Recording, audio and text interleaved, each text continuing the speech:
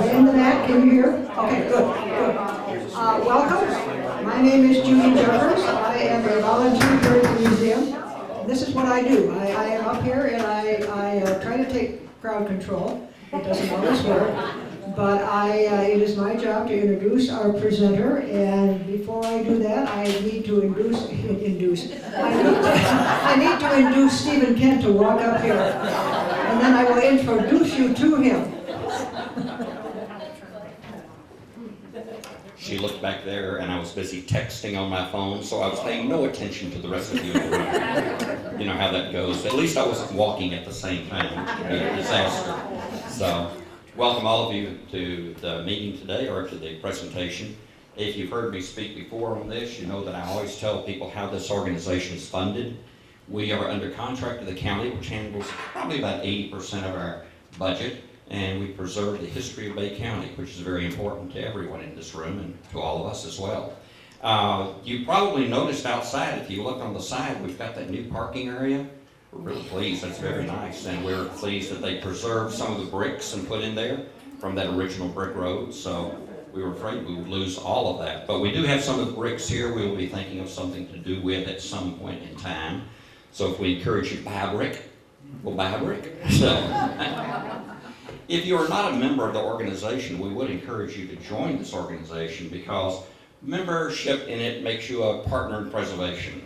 And that's an important thing to us because as we go looking for grants and other things of that nature, the membership that we have is an important consideration to say, look how many people support the Bay County Historical Society and the museum. So if you haven't joined, think about that. We would love to have you as a member. So I think that's about all I have to say. I'm going to turn it back over to Judy. Induce me to talk now? I'll induce you to talk. Okay. I will take my cell phone. Okay. Thank you, Stephen. First of all, make sure your cell phones are turned off if you would, please. July, we don't have a firm, we've done this before, we do not have a firm presentation yet, so if anybody has any wonderful ideas, I think we have somebody that will be suitable for all of us. We're very particular about who we have do our presentations because we like people to come back. In September, we're going to have Tim Yonkman, and Tim Yonkman was a writer for the Bay City Times, and he has written a book now entitled Wicked Bay City, Michigan. Who would think it?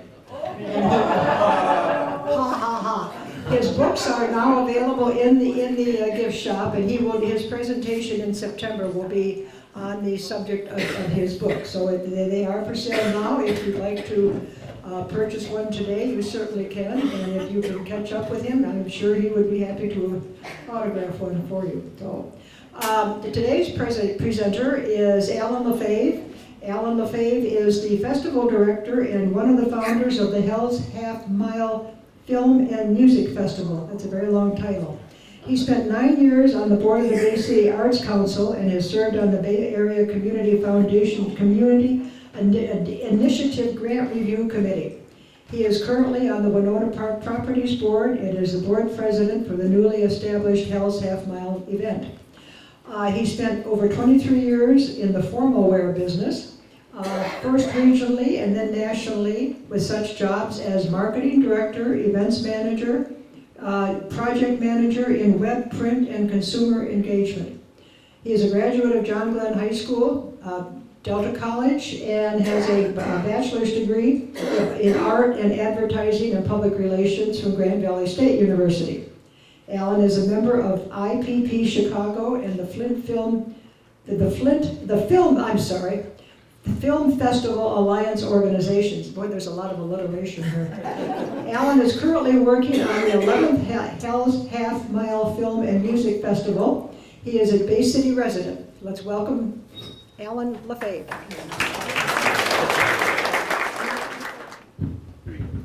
All right, there's the sound. Thank you so much for coming out today.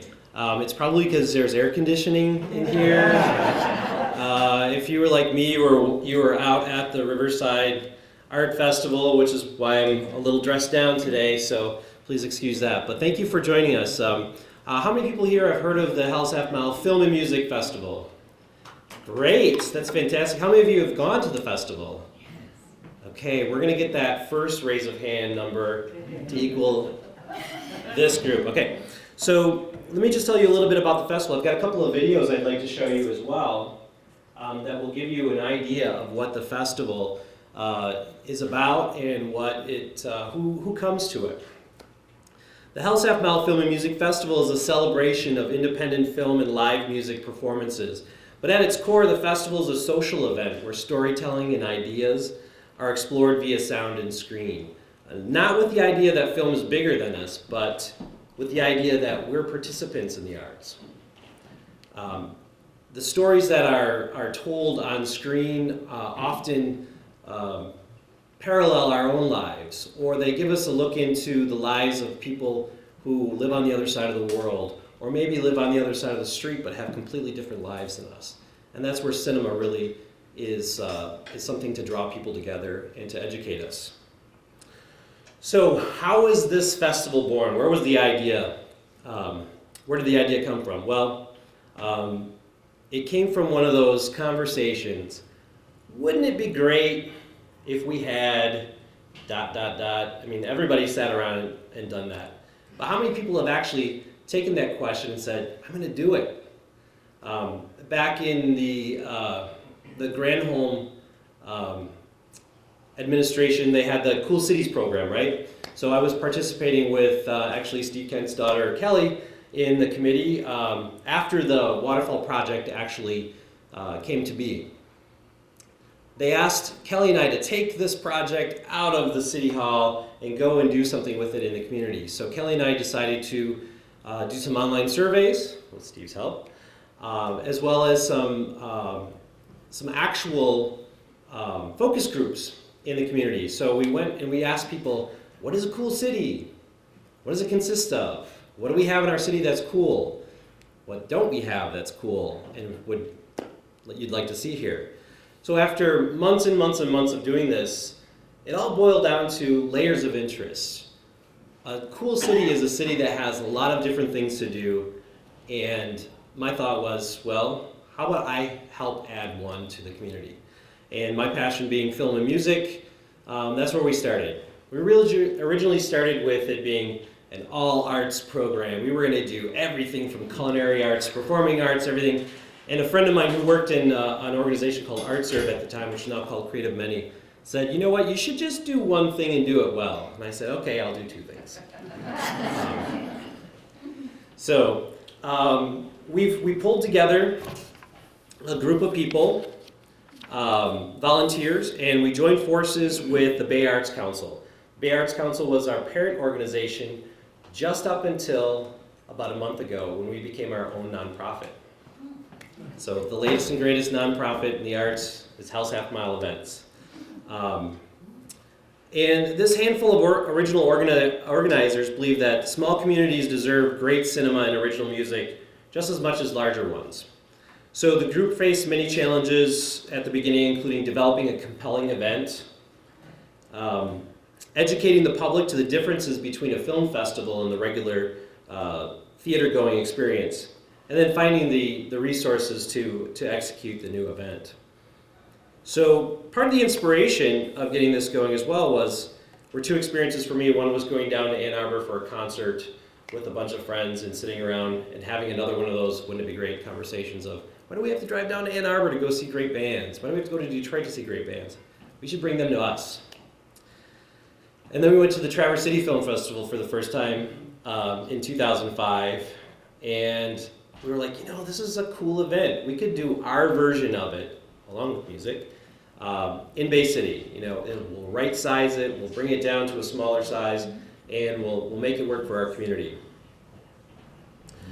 But most importantly, we wanted to prove that you could do something progressive in a small town. And hopefully we have done that for our audience over the years. But really when it comes down to it, it was born out of laziness because we don't want to drive to Traverse City and Ann Arbor. So we'll work all year long so we don't have to drive down to one concert. I'm not sure that's so smart.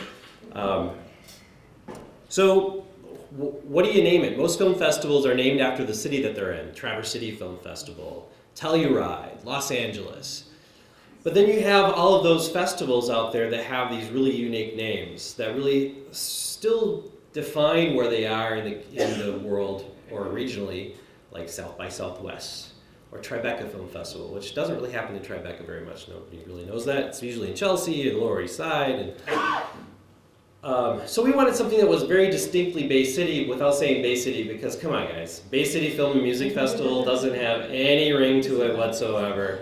And there's Bay City, Texas, and Bay City, Wisconsin, and they're everywhere. So we thought, what's uniquely Bay City, but has a different tone to it. And at that point, I was very interested in the history of Bay City and Hell's Half Mile.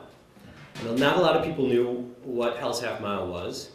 And if you don't know what Hell's Half Mile is, you should really come back in September to see Mr. Youngman and his presentation, because his book covers part of that. Let's just say it was part of a Bay City's history that was quite wicked, where during the logging era, the guys who were coming out of the woods, and if you've seen Sawdust and Shanty Boys, you've seen part of this.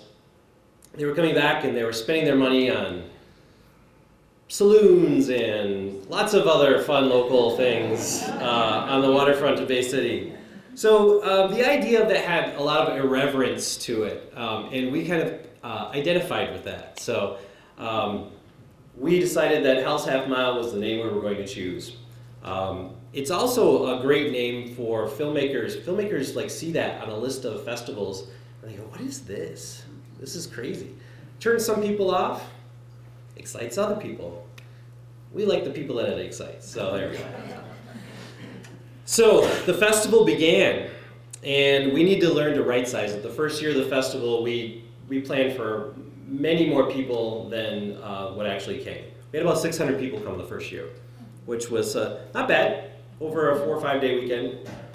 So we right sized it over the years down to fewer venues, fewer time slots, and things. So we needed to educate the community. What's a film festival? What's independent film? What's original music? So we had to really kind of slowly begin to educate both ourselves and the community as to what we were serving up with independent film. And if you're not familiar with independent film, if you think you aren't, you actually are. You've seen a lot of films that started out as independent films that were picked up by large distributors and eventually came your way, whether it was Little Miss Sunshine or My Big Fat Greek Wedding. Those started out as non-studio films, independent films that were so popular through the film festival circuit or had big enough stars in them that they were recognized. They were picked up by major distributors and sent your way via the theaters and HBO and other means. That's all we're doing really, is we're finding really great stories, really great films, and we're bringing them to you before anybody else gets to see them. We go to large festivals like the Tribeca Film Festival, Sundance, South by Southwest, Slamdance, and then some regional films like Traverse City, Cinetopia, and used to be the Waterfront Film Festival in Saugatuck. So we're looking for other films that have really great stories, some that express different points of view from what we live here, and then some that look very familiar to how we live.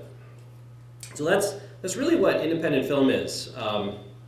As a matter of fact, let me show you a little bit about the spirit of the festival and some of the experiences. Some people here who have been to the festival may see themselves in this video, or see people that they recognize, or at least, at the very least, places that they recognize. So I'm going to start this first film, and it's just about 4 minutes long, so bear with me. I think you'll like it.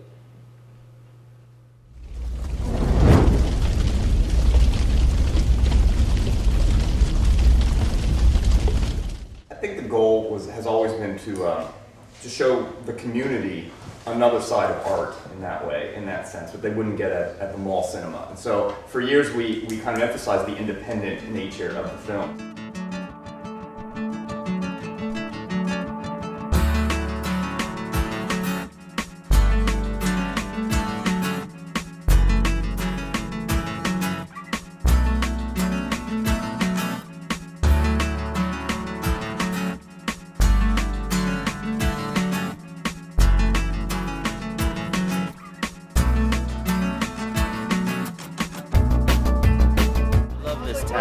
Bay City is awesome. I love walking around and seeing movies. What can you say? Hell's Half Mile. It's my new favorite film festival.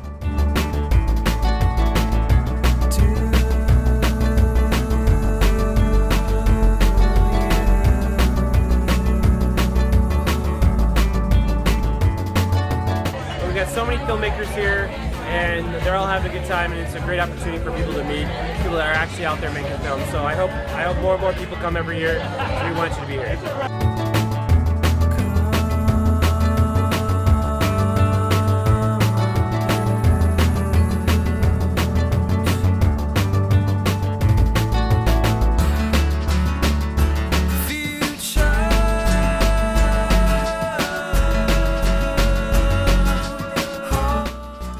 Are awesome. I mean, I got to see my film projected in both a planetarium and a Freemason temple. So if you're looking for an original place to see the film, they have amazing bands, so there's music for after hours, great parties, great people.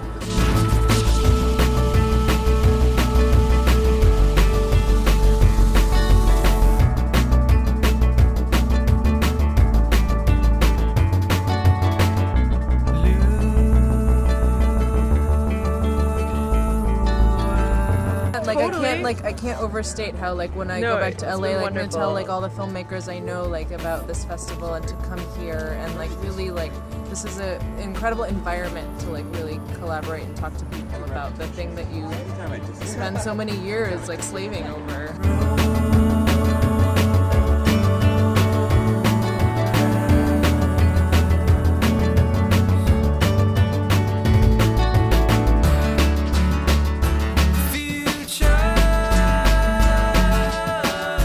I would say Hell's Half Mile is truly an independent film experience. Oh, wow! There's no comparison!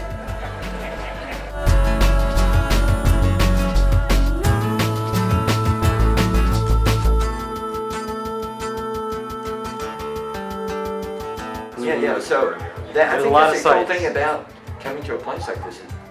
It's just unexpectedly great. We're getting everybody involved, the community's going to be involved, this is going to be a great festival, great bands, playing for people that have never seen them before. We are very excited. We hope that you will join us for HHM.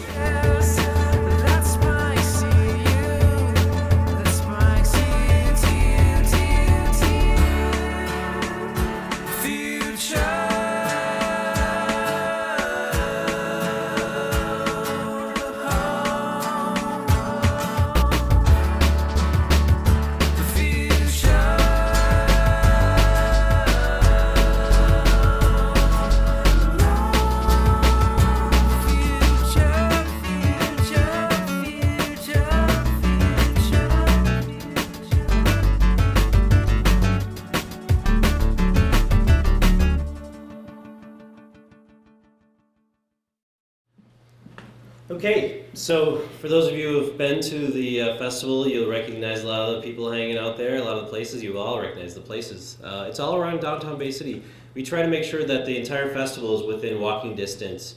If you use Center in Washington as a starting point, 2 blocks to the Masonic, 2 blocks to the State Theater, 1 block to the Planetarium. Easy. I go to so many festivals around the country where you don't even know there's a festival taking place and you have to take a subway or a cab or a bus to get there. I think that's one of the charms of the festival is that it shows off the charm of Bay City. Okay, so let me get back on track here. We've been building a lot of relationships with local organizations over the years, Delta College, SVSU, and even Northwood these days, working with their students. Students design artwork, they create video introductions, they help stage venues and interview guests. The Delta Electronic Media Broadcasting Program students, we've integrated their shorts program into our festival over the last several years. So on Saturday morning of the festival at the Delta Planetarium, we actually have a local shorts and student shorts program where we have some of the guests that attend also screen the films, and they take the students afterwards into the classrooms and mentor them on what they saw in their program. It's actually one of the best things about the festival, I think, is that we get to actually bring people who are out there doing film. They're making films, short films, feature films, documentaries, narratives, and they're actually getting a chance to mentor these kids who are going to Delta College in the 2-year degree program in film and broadcasting. So it's one of my favorite parts of the festival.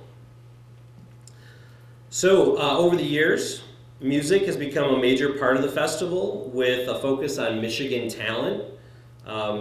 Workshops, panel discussions, filmmaker mentor programs like I just mentioned, that's been a bigger part of the festival over the years. The business community has really stepped up with support over the years, whether it's Dave Dittenber at Old City Hall and his other restaurants really supporting what we're doing, to Graf Chevrolet, to so many other businesses. They've really supported us over the last 10 years. And we're on year 11, so we hope they continue the support. The audience is growing, and they're staying downtown all weekend long. What we're hearing more and more, people that just live in Saginaw or Midland are saying, booking a room in the DoubleTree, and I'm staying for the whole weekend so I don't have to miss anything, so I don't miss a party because I want to go home early, or because maybe I had a beer or something, I don't want to hit the road. So it's really creating some impact financially in our community as well. So where are we now? Well, Hell's Half Mile Events was formed, as I mentioned. We just got our nonprofit status a couple of weeks ago. The festival audience has grown from 600 the first year to just under 4,000 last year. Yep. And we currently have the seating capacity in our 3 venues to quadruple our film attendance. So there's room for all of you people who didn't raise your hands. And your friends, and your friends' friends. So please, come on out, enjoy some of it. Let me tell you a little bit about some of the films that sort of correspond with Historical Society here as well. We actually did screen Sawdust and Shaney Boy at the festival a number of years ago. We've had some really great other documentaries like November Requiem about the wreck of the Carl D. Bradley. So we are focusing some of our programming on Michigan history, local history. Louder Than Love, which was about the Grandy Ballroom in Detroit, and that the 70s rock and roll scene, that late 60s, early 70s rock and roll scene that developed there with the MC5 and Ted Nugent and everything that happened there. And the director of that film was here as well. Brothers on the Line. Has anybody seen that documentary about the birth and growth of the UAW? It was about the Ruther brothers, and Victor Ruther's grandson, Sasha, was here at the festival talking about that film. It's an amazing film that really, it starts in Flint and continues all the way through the more recent history of and somewhat of the decline of the UAW. We've also had, and it's just, I want to kick myself for not doing this. Last year we had a great narrative film that took place in the Civil War, and we're the same weekend as River of Time. We should have had a tie-in. It was called The Keeping Room, and it was a really great take on life during the Civil War because it was about 2 sisters who were left home alone in their home, and one of their slaves, and all females just fending for themselves against the elements and everything that came their way. It was a really amazing film. It sold out 2 screenings. And I think it is available on Netflix streaming too, so if you get a chance to see it, you should really, really check that one out. The Keeping Room. Yes. Okay. So, with that, let me show you just a brief clip. It's less than 2 minutes long, and it'll give you just a little bit of a look at some scenes from films that we played over the last 10 years. Some dramas, some documentaries, some maybe on the horror side, but they're just like split-second screens. It won't scare you too much.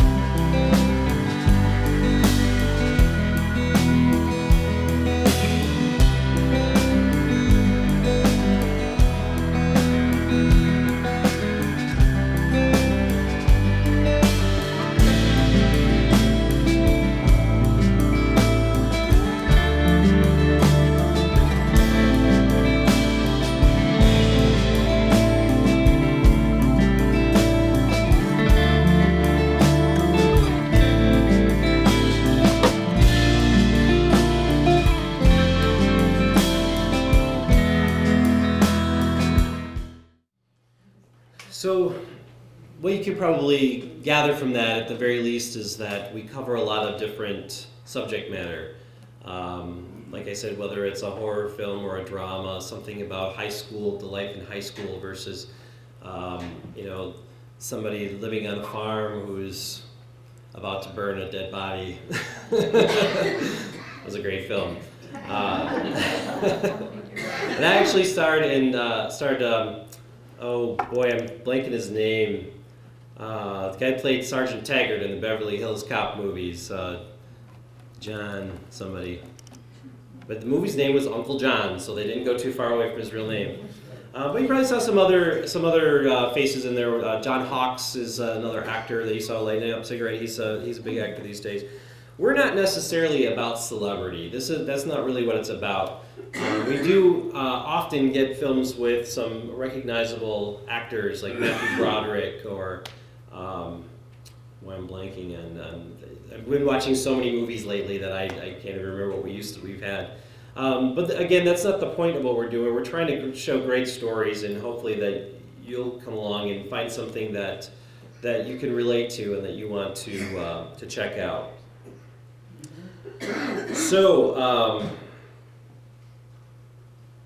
we are actually recognized internationally as a quality program filmmakers festival. We really have quite a good reputation, and it's mainly because we go with our strengths. We don't have the hugest audiences, but we've got hospitality. We've got a great community for people to walk around in, and we show them a good time. We've hosted over 120 filmmakers in the last 10 years at our festival. These are folks who have come back occasionally, time and time again, with other films. We've got a gentleman that was here for the first time last year, who's coming back in November to shoot his next film in downtown Bay City and all around Bay City.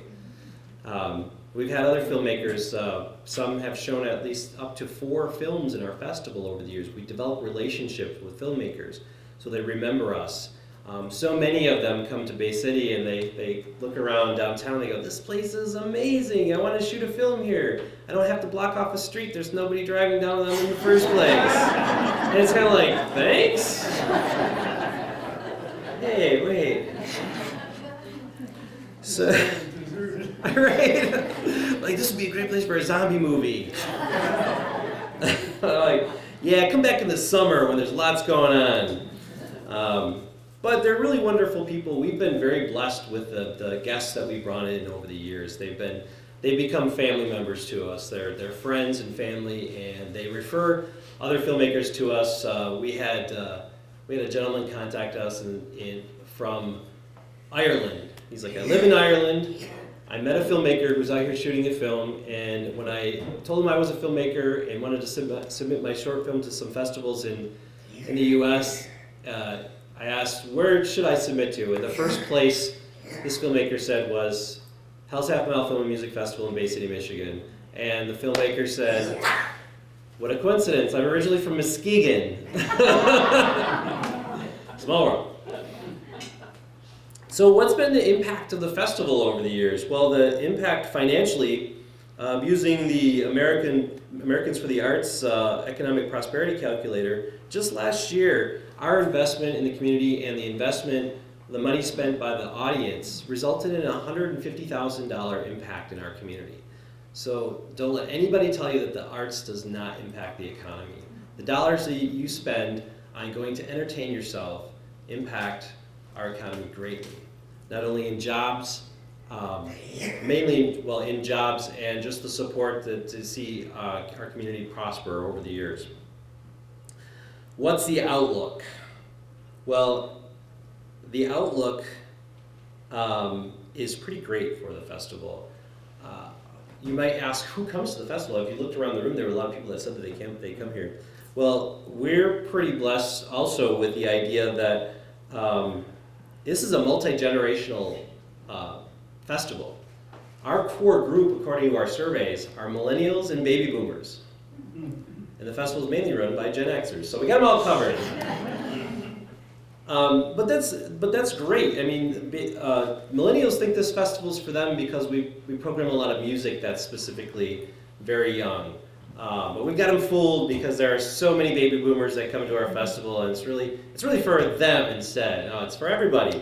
But that's because movies are at the crossroads of art and entertainment. Everybody loves the movies, so it's just really the best form of gathering together in our community and being social.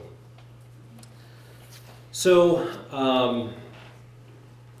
what are we doing now? Well, we have music showcases that we do throughout the year. We like to entertain our audiences even when we're not doing the festival. So we do music showcases at BMO's, we do them in several other places.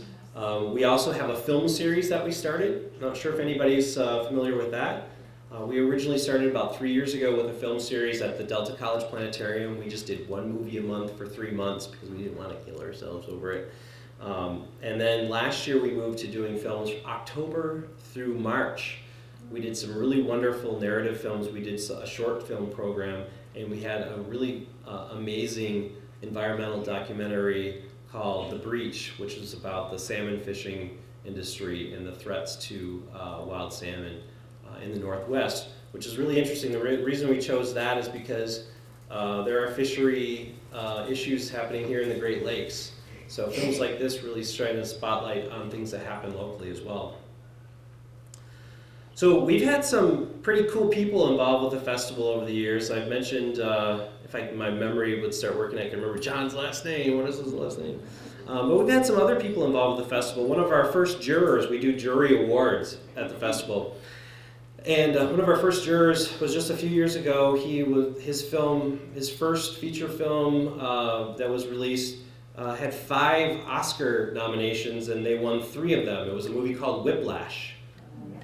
Damien Chazelle, he was one of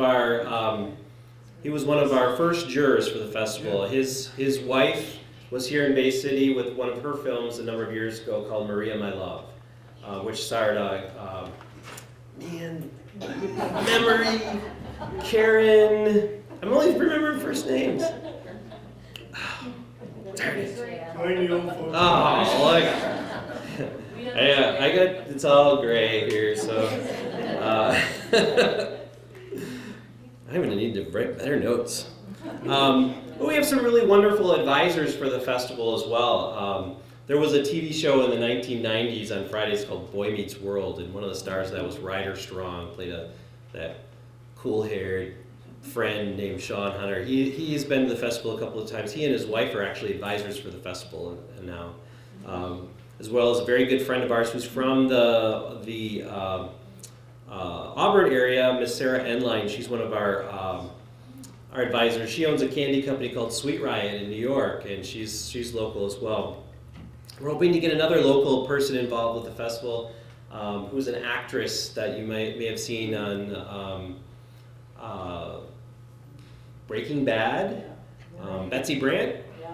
Hoping to get Betsy involved sometime. We've got a movie that we're looking at that we saw at South by Southwest called Claire in Motion, which Betsy starred in. It's a wonderful film, and we're hoping to have that in our festival, and to contact Betsy about coming into Bay City and talking about her experiences in the film and television world and being from right here in the Bay City area.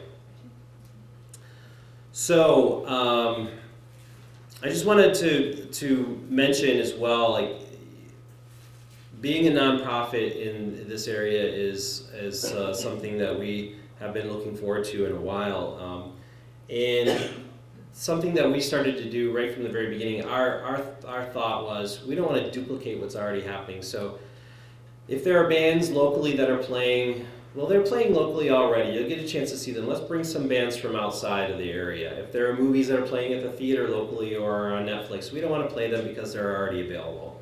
So we try to be as original as possible and bring things to you first. So our mission statement is that we want to be a nonprofit organization dedicated to celebrating and expanding the art of independent film, music, and entertainment. We strive to exceed expectations while inspiring our community to participate in the arts. We provide the alternative, entertain, and hopefully inspire as well. So with the fact that we've developed our new nonprofit, we are doing a number of different events, including our new beach party at the Bay City State Park on July 9th.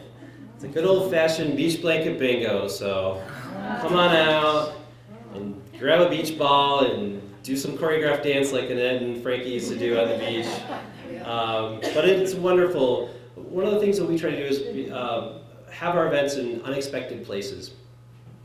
Not a lot of people have been out to the state park in the last several years because of the muck issues. What they don't know is that the muck has been gone for a couple of years. And I went out there yesterday just to check where we're setting things up, and it's amazing out there. Our event will be right on the sand. We've got some California pop music that will be performed by bands right on a stage in the sand. We've got a bonfire and beach activities and food and drinks and stuff. So it's a 5 to 10 p.m. event, and we hope to see some of your faces out there. So I had one more video, but it's just a lot of rock and roll. So do you guys want to see one last one? See some of the bands that really attract a lot of people?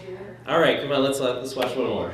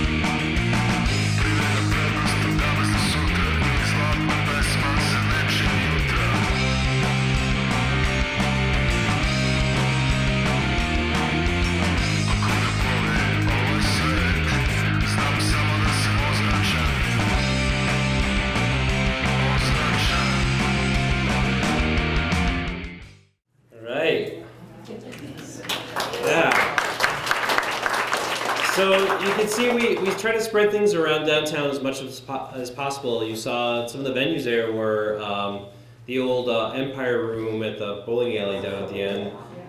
The Masonic Temple, we used that quite a bit for music, and I gotta tell you, the bands, and you saw bands there from New York, LA, Chicago, and then all around Michigan.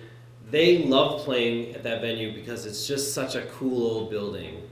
And we love being there as well. But Old City Hall, Electric Kitsch, Harless and Hugh, all around downtown, we're just sort of trying to infiltrate as many corners as possible so that the city just comes alive. I'm trying to remember what is that little line that we use? There goes the memory again. Oh, jeez. It came on so early.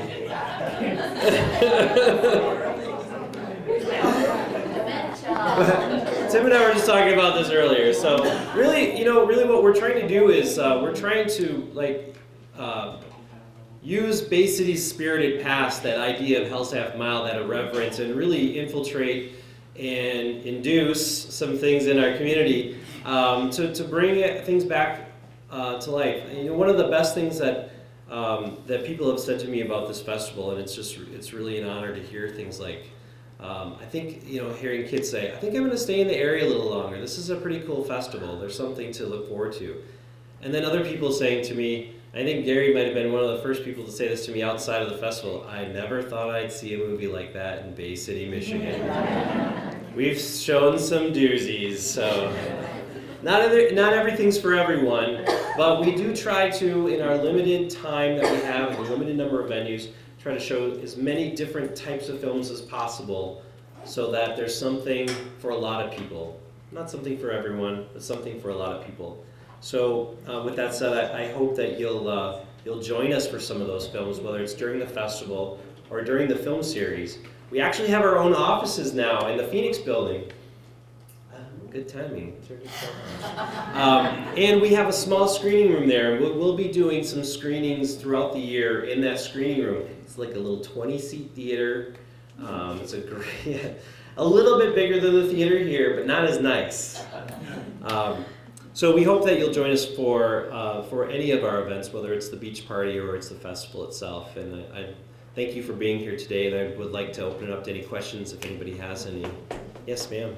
How are you priced? Is it per event or is it a package deal? You know, great question. We actually have a per film price of $5, and we also have a film pass and an all access pass. And the film pass gets you into any and every film.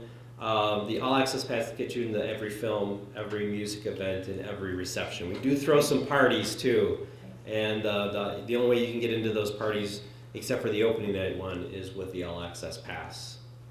Yeah, so we're a cheap date.